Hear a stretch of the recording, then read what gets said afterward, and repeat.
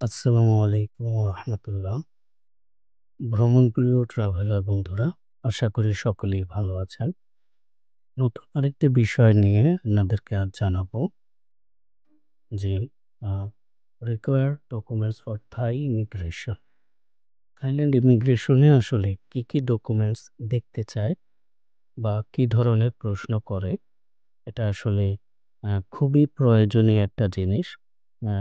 Mandatory documents যদি কোনোটা missing হয়ে থাকে অথবা যদি আপনি প্রপারলি কোনো প্রশ্নের উত্তর দিতে না পারেন, তাহলে হয়তো ইমিগ্রেশনে আপনাকে একটু ভোগান্তির মধ্যে পড়তে হতে পারে। যার কারণে যারা প্রথমবার থাইল্যান্ড যাচ্ছেন ইমিগ্রেশনে, এই বিষয়গুলো তাদের প্রস্তুতি নিয়ে যাওয়াটাই ভালো। আর যারা এর আগেও ভ্রমণ করেছেন তারা হয়তো বিষয়গুলো জানেন। শুধুমাত্র নতুনদের জন্যই আসলে এই ভিডিওটি করা। তো থাইল্যান্ড ইমিগ্রেশন আসলে খুবই স্মুথ অ্যান্ড সহজ একটা ইমিগ্রেশন ওয়ার্ল্ডের যে কোনো দেশের মধ্যে। মিনিমাম ডকুমেন্টসগুলো যদি আপনার ঠিক থাকে তাহলে খুব সহজেই 2 থেকে 5 মিনিটের মধ্যেই আ সব বেশিরভাগ টাইমেই আসলে ইমিগ্রেশনটা পার হয়ে যাওয়া যায়। তো নরমালি ফরেনার যারা আছে ইউরোপ, আমেরিকার, তাদের হয়তো তেমন কিছুই দেখতে চায় না, ওরা পাসপোর্টটা দেখেই ছেড়ে দেয়। তবে আমাদের সাবকন্টিনেন্ট যারা আছে, আমরা বাংলাদেশ বা ইন্ডিয়া থেকে যারা যাচ্ছি, তাদের বেসিক কিছু ডকুমেন্টস আসলে ওরা দেখতে চায়, যেটা আসলে পাসপোর্টের সাথেই ওদেরকে ইমিগ্রেশনে দিতে হয়। তো বিমান থেকে নামার পর ইমিগ্রেশনে গেলে আপনি যখন পাসপোর্টটা ইমিগ্রেশন অফিসারকে দিবেন, তখন সাথেই কিছু ডকুমেন্টস দিতে হবে। কী কী ডকুমেন্টস আসলে ম্যান্ডেটরি, তার মধ্যে আমি ওয়ান বাই ওয়ান সিরিয়ালে বলছি। শুরুতেই আছে আপনার পাসপোর্ট কপি, ব্যাংক পাসপোর্ট এবং ভিসা কপি। ভিসা কপি থাইল্যান্ডের যে ভিসাটি আপনি নিয়েছেন সেটা হতে পারে স্টিকার ভিসা অথবা ই-ভিসা। অবশ্যই প্রিন্টেড কপি হতে হবে। ভিসা কপিটা দিতে হবে। এরপর আসতেছে রিটার্ন টিকেট, রিটার্ন বিমান টিকেট। আ রিটার্ন বিমান টিকেটটা আমরা সাধারণত সবাই দেশ থেকেই করে যাই। এটা সাশ্রয়ী এবং হচ্ছে এটা আপনাকে সবকিছু সহজ করে দেবে যদি আপনার রিটার্ন টিকেটটাও থাকে। সেক্ষেত্রে যদি এটা থাইল্যান্ড থেকে থাকে আ আ সেটাও হবে, অথবা যদি আপনি কানেক্টিং অন্য কোনো কান্ট্রিতে একই সাথে ট্রাভেল করেন লাইক মালয়েশিয়া, সিঙ্গাপুর, এবং সেখান থেকে যদি আপনার রিটার্নটা বাংলাদেশে থাকে, এই রিটার্ন টিকেটটাও আপনাকে দিতে হবে। পাশাপাশি যদি আপনার আরও কিছু কানেক্টিং ফ্লাইট করা থাকে, যেমন ইন্টারনাল ফ্লাইট, আপনি মালয়েশিয়া থেকে থাইল্যান্ড থেকে মালয়েশিয়া যাবেন, মালয়েশিয়া থেকে সিঙ্গাপুর যাবেন। এই ধরনের যে ফ্লাইটগুলো থাকবে, সে ফ্লাইটের টিকেটগুলোও আপনারা শো করবে। তাহলে আপনার আ বিষয়টা আরেকটু শক্ত হবে। বোঝা যাবে যে আপনি আসলে সত্যিকার একজন টুরিস্ট। এরপর আসছি আ হোটেল বুকিং। হোটেল বুকিংটা খুবই গুরুত্বপূর্ণ একটি বিষয়। তবে থাইল্যান্ডের জন্য আসলে খুব ওয়ারিড হওয়ার আ বিষয় নেই। থাইল্যান্ডে আপনাকে হোটেল বুকিং থাকতে হবে। যেমন আপনি যদি হচ্ছে ৭ দিন থাকেন অথবা ১০ দিন থাকেন, চেষ্টা করবেন পুরো ডেটার জন্যই হোটেল বুকিং করে নিতে। তবে থাইল্যান্ডের জন্য বিষয়টা একটু সহজ এই কারণে যে থাইল্যান্ডে আসলে সবগুলো ডে আপনাকে এখান থেকেই পেমেন্ট করে যেতে হবে এমন হয় না। আমি কখনো দেখিনি যে ওরা আসলে পেমেন্টের অ্যাসিউরিটি চেয়েছে। আ নরমাল বুকিং দিয়েও যেগুলো বুকিং পেমেন্ট ছাড়া বুকিং করা, সেগুলো দিয়েও আমি হচ্ছে ট্রাভেল করেছি। তবে ম্যান্ডেটরি বিষয় যেটা, আপনি যদি ৭ দিন থাকেন বা ১০ দিন থাকেন, চেষ্টা করবেন ১০ দিনেরই বুকিং করতে।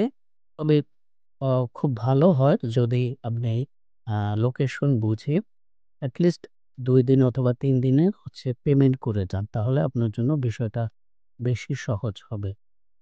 তো হোটেল বুকিংগুলো যেমন করা যায় বিভিন্ন বুকিং ওয়েবসাইট থেকে, যেগুলো আপনারা জানেন booking.com আছে, trip.com আছে, আ agoda.com আছে। তো এগুলো থেকে আপনারা যদি বুকিং করে নেন, সেই বুকিংয়ের কপিগুলো দিতে হবে। যদি আপনি ২ টা ৩ টা দেশ ট্রাভেল করেন একই সাথে, যেমন থাইল্যান্ড ৩ দিন, মালয়েশিয়াতে সিঙ্গাপুর ৩ দিন, তাহলে হচ্ছে প্রত্যেকটারই আলাদা, আলাদা বুকিং দিবেন। তবে থাইল্যান্ডের মতো মালয়েশিয়া বা অন্যান্য কান্ট্রিগুলো, কম্বোডিয়া, এই দেশগুলোতে কিন্তু হচ্ছে শুধুমাত্র বুকিং দিয়েই হয় না, আপনাকে সেক্ষেত্রে ওগুলোতে পেমেন্ট করে যেতে হয়। সো আলাদা, আলাদা রিকোয়ারমেন্টগুলো বিভিন্ন কান্ট্রির জন্য জেনে নিবেন যে মালয়েশিয়াতে কিভাবে হোটেল বুকিংটা দিতে হয় বা কম্বোডিয়াতে কিভাবে হোটেল বুকিং দিতে হয়। থাইল্যান্ডে হচ্ছে বুকিংটা আপনাকে দিতে হবেই অবশ্যই। ইটস বেটার যদি ২-৩ টা দিন হচ্ছে আপনি পেমেন্ট করে যান। আবার যদি পেমেন্ট নাও করেন তাহলেও হচ্ছে আপনি ইমিগ্রেশন পার হতে পারবেন। খুব একটা কঠিন বিষয় হবে না যদি আদার্স ডকুমেন্টসগুলো ঠিক থাকে এবং আপনার রিটার্ন টিকেট সবকিছু ওকে থাকে। এরপর আসছে অফিস এনওসি। আপনারা যেই অফিসে জব করেন অথবা যেই এনওসি দিয়ে, যে কোম্পানির ইনফরমেশন দিয়ে আপনি ভিসাটা নিয়েছেন, সেই কোম্পানির এনওসিটা নিয়ে যাবেন। এবং অবশ্যই এনওসিতে কান্ট্রি নেম থাকতে হবে। যেমন হচ্ছে আপনি থাইল্যান্ডে ট্রাভেল করতে চাচ্ছেন, থাইল্যান্ড যেন ট্রাভেল থাকে এবং একটা সম্ভাব্য ডেট, মানে আপনি যেই মাসে ট্রাভেল করতেছেন এরকম একটা ১৫-২০ দিন বা ১ মাসের একটা ডেট যেন দেয়া থাকে। তাহলে হচ্ছে এনওসিটা ভালো হয় এবং যদি পসিবল হয় যিনি আপনাকে এনওসিটা দিচ্ছেন, যেই ম্যানেজার আপনাকে আসলে এনওসিটা দিচ্ছেন, যদি তার ভিজিটিং কার্ড সাথে স্ট্যাপল করে দিতে পারেন, ইটস গুড। তবে এটা ম্যান্ডেটরি না। Office ID plus visiting card. Office ID plus visiting card আপনার নিজের, এটাও অবশ্য ম্যান্ডেটরি না। তবে যেকোনো সময় আপনার কাছে দেখতে চাইতে পারে যে আপনি যে কোম্পানির এনওসি নিয়েছেন অথবা যদি যে কোম্পানির এনওসি দিয়ে আপনি ভিসা করেছেন, তার যদি তাদের কখনো কোনো রকম ডাউট হয়, তারা আসলে আপনার কাছে অফিস আইডিটা বা আপনার ভিজিটিং কার্ডটা দেখতে চাইতে পারে। সেক্ষেত্রে অফিস আইডিটা অবশ্যই আপনারা সাথে রাখবেন। ভিজিটিং কার্ড থাকলে ভালো, না থাকলেও কোনো সমস্যা নেই। এরপর আসছে এডিশনাল কিছু জিনিস। Bank statement. ব্যাংক স্টেটমেন্টটা থাইল্যান্ড ইমিগ্রেশনে আসলে ম্যান্ডেটরি না। তবে কেউ যদি থাইল্যান্ড গিয়ে অন্য কোনো দেশের ভিসা করতে চান, লাইক ক্যাম্বোডিয়া বা লাওস, এরকম অনেকেই ওইখান থেকে ভিসা করে ট্রাভেল করতে চান। সেক্ষেত্রে আপনাদেরকে অবশ্যই অরিজিনাল ব্যাংক স্টেটমেন্ট নিয়ে যেতে হবে ভিসাগুলো করার জন্য। আদারওয়াইজ আপনি কিন্তু অন্যান্য দেশের ভিসা করতে পারবেন না। পাসপোর্ট সাইজ ছবি নিয়ে যেতে হবে ভিসা করার জন্য। এটা থাইল্যান্ড ইমিগ্রেশনের ম্যান্ডেটরি না। এটা যদি অন্য কোনো দেশের ভিসা করতে যান তাহলে আপনাকে পাসপোর্ট সাইজের ছবি অবশ্যই লাগবে।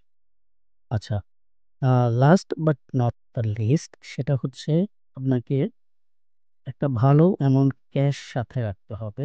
যেমন যেটা বলা হয় যে মিনিমাম 500 ইউএসডি। তবে নরমালি 500 ইউএসডির বেশি সবাই নিয়ে যায়। তবে ভুলক্রমে অনেকের হয়তো কার্ড থাকতে পারে বা হচ্ছে ওইখানে অন্য কেউ থাকতে পারে টাকা দেওয়ার মতো। আ সেক্ষেত্রে যদি কেউ না নিয়ে যান তাহলে কিন্তু বাংলাদেশ ইমিগ্রেশন থেকেই আপনাকে আটকে দিবে। মিনিমাম 500 ইউএসডি থাকতে হবে এবং সাথে বাতও তারা অ্যাকসেপ্ট করে বাংলাদেশ ইমিগ্রেশন এবং থাইল্যান্ড ইমিগ্রেশন থাইল্যান্ডে যাওয়ার সময়। সেক্ষেত্রে আপনারা হচ্ছে ভালো একটা অ্যামাউন্ট ৫০০ থেকে ১,০০০ ইউএসডি অবশ্যই সাথে রাখবেন। আর কিছু যদি বাদ সাথে রাখেন সেটাও রাখতে পারবেন। তাই বাদ। তবে এখানে একটা কথা উল্লেখযোগ্য, সেটা হচ্ছে যদি আপনি থাইল্যান্ড ছাড়া মালয়েশিয়া, কম্বোডিয়া, সিঙ্গাপুর এই দেশগুলোর সাথে ভ্রমণ করতে চান তাহলে কিন্তু আরও বেশি ক্যাশ আপনাকে রাখতে হবে। যেমন মালয়েশিয়ান ইমিগ্রেশনে মিনিমাম অবশ্যই আপনার কাছে ১,০০০ ইউএসডি থাকতে হবে। আমার কাছে দেখতে চেয়েছে। আমার কাছে ১৫০০ ইউএসডির বেশি ছিল এবং হচ্ছে কম্বোডিয়ান ইমিগ্রেশনেও সেম আপনাকে মিনিমাম ১,০০০ ইউএসডি আপনার সাথে থাকতে হবে। সো যদি আপনারা থাইল্যান্ডের সাথে এই দেশগুলো ভিজিট করতে চান, সেক্ষেত্রে আ এই এক্সট্রা টাকাটা খরচের বাইরেও আপনারা মিনিমাম ১,০০০ ইউএসডি আপনাদের সাথে রাখবেন। সেটা আপনাদের জন্য ওই দেশের ইমিগ্রেশনগুলো পার হওয়ার জন্য সহজ এবং সহায়ক হবে। সো এই ছিল আজকের মতো। আশা করি সকলের জন্য হেল্পফুল হবে। আমি উম ডেসক্রিপশন বক্সে ডকুমেন্টের লিস্টটা দিয়ে দিব। আপনারা দেখে নিবেন। এর পাশাপাশি এই ডকুমেন্টসের পাশাপাশি যদি আপনাদের যাওয়ার আগেই যত রকমের টিকেট আপনারা এখান থেকে বুকিং করবেন, যেমন আপনারা এখান থেকে চাইলে বাস টিকেট করে যেতে পারেন। ট্রেন টিকেট করে যেতে পারেন। আমি আলাদা, আলাদা ভিডিওতে এগুলো বলে দিব যে কোথায় কিভাবে বাস ট্রেন টিকেটগুলো করা যায়। যেমন আপনি ব্যাংকক থেকে পাতায়াতে যাবেন বা হচ্ছে ব্যাংকক থেকে ফুকেট যাবেন। এগুলোর যেই বাস ট্রেন টিকেটগুলো যত রকমের বুকিংগুলো করা আছে, আপনারা এগুলোর প্রিন্টেড কপি নিয়ে যাবেন। তাহলে আসলে ইমিগ্রেশনটা পার হওয়া আপনাদের জন্য সহজ হবে এবং এটা হচ্ছে একটু মজবুত হবে আপনার ডকুমেন্টেশনটা, যেন তারা বুঝতে পারবে যে আপনি আসলে একজন রিয়েল ট্রাভেলার। তাহলে আপনাকে আর কোনো প্রশ্নই করবে না। জাস্ট আপনাকে এতটুকুই জিজ্ঞেস করবে যে আপনি কতদিন থাকবেন, আ কোথায় থাকবেন, আ কোন, কোন এলাকায় ঘুরবেন, ঠিক আছে? এতটুকু জিজ্ঞেস করতে পারবে। আপনি কবে রিটার্ন করবেন এটা জিজ্ঞেস করতে পারে। তো সেক্ষেত্রে এই বিষয়টাকে সহজ করে রাখার জন্য আপনারা যেটা করতে পারেন, একটা ট্রাভেল আইটিনারি লিখে নিয়ে যাবেন। সেটা হাতে হোক বা টাইপিং কপি হোক। এটা আপনার ভ্রমণটাকেও সহজ করবে এবং এটা থাকা উচিত বলে আমি মনে করি। ট্রাভেল আইটিনারিটা হচ্ছে যে আপনি কোথায়, কোথায় যাচ্ছেন, কবে যাচ্ছেন, কিভাবে যাচ্ছেন, এটা একটা জাস্ট সাজানো লিস্টেড আ একটা প্ল্যান, ট্যুর প্ল্যান যেটাকে বলা যায় আরকি। যে আপনি ১ম এ ব্যাংকক যাবেন, ব্যাংকক থেকে আ পাতায়াতে যাবেন, সেখানে ৩ দিন থাকবেন, কোন হোটেলে থাকবেন। তারপরে পাতায়া থেকে আ আবার কোথায় যাবেন, ফুকেট যাবেন বা ক্রাবি যাবেন, কয়দিন থাকবেন, কি, কি দেখবেন, এটার একটা ছোট একটা লিস্ট যদি আপনি করে নিয়ে যান, সেটা রিটেন কপি হোক বা প্রিন্টেড কপি হোক, এটা সাথে যদি দিয়ে দেন তাহলে দেখা যাবে তারা আপনাকে কোনো কোশ্চেনই করবে না। সো এই ছিল আজকের মতো। আশা করি অ্যা সকলের জন্য উপকারী হবে। সবাই ভালো থাকবেন। Happy travelling.